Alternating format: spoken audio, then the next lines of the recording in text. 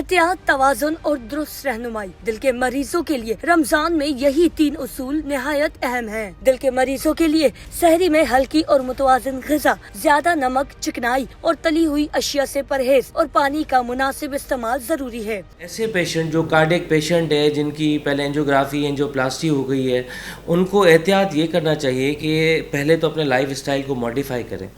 रोज़ा मना नहीं है, लेकिन रोज़े में एहतियात ज़रूरी है। अब एहतियात के अंदर क्या आता है कि 30 से 35 मिनट की वॉक, ताकि जो बॉडी के अंदर कोलेस्ट्रॉल है वो गल जाए और दिल की तरफ खून जो है वो प्रॉपर जाए। दूसरा, जो नमकियात है, नमक मसाले वाली जो चीज़ें हैं वो अवॉइड करें। तिबी माहिरीन के मुताबिक दिल के मरीज इफ्तार के बाद हल्की चहलकदमी करें और चेकअप करवा कर अद्वियात के औकात डॉक्टर के मशवरे से तय करें ताकि सेहत बरकरार रहे। समझम सईद, 365 न्यूज़, कराची।